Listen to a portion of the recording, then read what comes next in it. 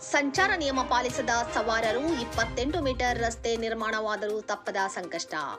ಬೆಳಗಾವಿ ಜಿಲ್ಲೆ ರಾಮದುರ್ಗ ಪಟ್ಟಣದಲ್ಲಿ ಸಂಚಾರ ದಟ್ಟಣೆ ನಿಯಂತ್ರಿಸಲು ನಬಾರ್ಡ್ ವತಿಯಿಂದ ಯೋಜನೆಯಡಿ 28 ಮೀಟರ್ ಅಗಲದ ರಸ್ತೆ ನಿರ್ಮಿಸಲಾಗಿತ್ತು.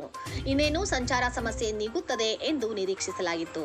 ಆದರೆ ಸಾರ್ವಜನಿಕರು ರಸ್ತೆ ಬದಿ ಎಲ್ಲೆಂದರಲ್ಲಿ ತಮ್ಮ ವಾಹನ ನಿಲ್ಲಿಸುತ್ತಿದ್ದಾರೆ. ಇದರಿಂದ ಮತ್ತೆ ಸಂಚಾರ ಸಮಸ್ಯೆ ತಲೆದೋರಿ ಸವಾರರು ಹೈರಾಣಾಗುತ್ತಿದ್ದಾರೆ.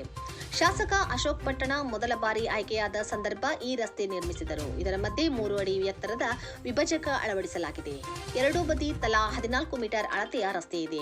ರಸ್ತೆ ಬದಿ ನಡೆದುಕೊಂಡು ಹೋಗಲು ಪಾದಚಾರಿಗಳಿಗೆ ಪ್ರತ್ಯೇಕ ವ್ಯವಸ್ಥೆ ಇಲ್ಲ. ಹಾಗಾಗಿ ಪಾದಚಾರಿಗಳು ಹಾಗೆ ನಡೆದುಕೊಂಡು ಹೋಗುವ ಪರಿಸ್ಥಿತಿಯಾಗಿದೆ. ರಾಮದುರ್ಗದಲ್ಲಿ ಕೇಶಿಪೋತಿಯಿಂದ ನಿರ್ಮಿಸಿದ ರಸ್ತೆಯಲ್ಲಿ ಬೇಕಾಬಿಟ್ಟಿಯಾಗಿ 4 ಚಕ್ರಗಳ ವಾಹನ, ದ್ವಿಚಕ್ರ ವಾಹನ ನಿಲ್ಲಿಸಲಾಗುತ್ತಿದೆ. ಇದರಿಂದ ರಸ್ತೆ ಇಕ್ಕಟ್ಟಿನಿಂದ ಕೂಡಿದ್ದು ಅದರಲ್ಲೇ ವಾಹನಗಳು ಅನಿವಾರ್ಯವಾಗಿ ಸಂಚರಿಸಬೇಕಾಗಿದೆ. ಬೀದಿ ಬದಿ ವ್ಯಾಪಾರಿಗಳು ಇದೇ ರಸ್ತೆಯಲ್ಲಿ ವ್ಯಾಪಾರ ಮಾಡುತ್ತಿರುವ ಕಾರಣ ಸಂಚಾರ ಸಮಸ್ಯೆ ಮತ್ತಷ್ಟು ಬಿಗಡಾಯಿಸಿದೆ. ನಿಲುಗಡೆಗೆ ವ್ಯವಸ್ಥೆಯೇ ಇಲ್ಲ. ಒಂದೆಡೆ ರಸ್ತೆ ಬದಿ ವಾಹನ ನಿಲ್ಲಿಸುತ್ತಿರುವುದರಿಂದ ಸಂಚಾರ ಸಮಸ್ಯೆಯಾಗುತ್ತಿದೆ ಎಂಬ ಆರೋಪ ಕೇಳಿಬರುತ್ತಿದೆ.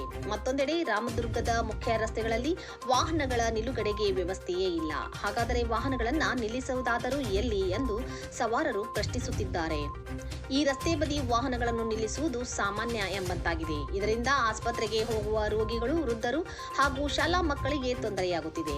ರಾಮದುರ್ಗದಲ್ಲಿ ಉಪವಿಭಾಗ ಮಟ್ಟದ ಪೊಲೀಸ್ ಅಧಿಕಾರಿ ಇದ್ದಾರೆ. ಆದರೆ ಸಂಚಾರ ಸಮಸ್ಯೆ ನಿವಾರಣೆಗೆ ಕ್ರಮ ಕೈಗೊಳ್ಳಬೇಕೆಂದು ಅಧಿಕಾರಿಗಳಿಗೆ ಸಾರ್ವಜನಿಕರು ವಿನಂತಿ ಮಾಡಿಕೊಂಡಿದ್ದಾರೆ.